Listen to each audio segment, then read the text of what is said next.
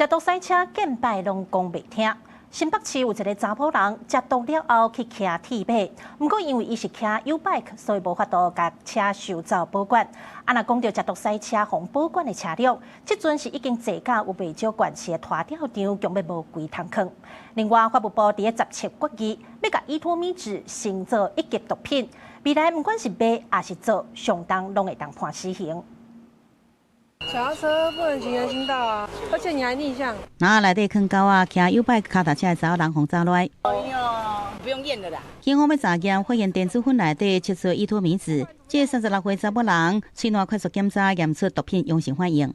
田女騎乘慢車交通違規之行為，依《道路交通管理處罰條例》依法開單舉發外，持有及私用毒品之部分，依違反毒品危害防治條例移送新北地檢。這食毒騎車發生在新北市新莊，不過法規限制共享腳踏車不是動力交通工具，車無法度扣起保管。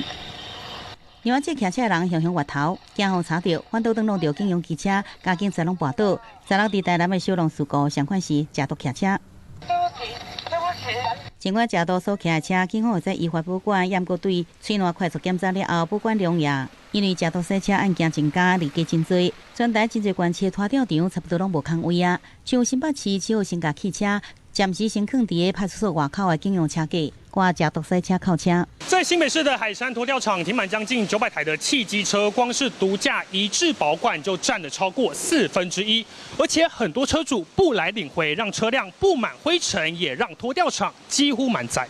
今年爭取擴大樹林拖吊場周邊的土地，用來擴大場存的空間。在今年的3月份，有函請交通部做修法，縮短拍賣的公告流程，來解決我們場存空間不足的問題。以新北市為例，今年到即陣已經保管超過2900台，就算車頂面攏是塗污，即筆無滿3個月攏袂使拍賣也是報廢。警方呼籲修法縮短即個拍賣流程到1個月時間。這是對這食毒塞車愈來愈多情形，大部分查到攏是去年才升做2級毒品的依托米脂。17法務部決議改個升級，將依托米脂類共9項毒品由第2級毒品改列為第1級毒品管制，將盡速報警行政院完成相關法制作業，公告施行。看到這依托米脂毒害真嚴重，無夠1年時間，法務部2擺升級，進列做1級毒品來管制。未來販賣、運輸、製造，相當會使判死刑。同時，伊的原料依托米脂酸這2項的物質是列做第4級的毒品。記者綜合報道。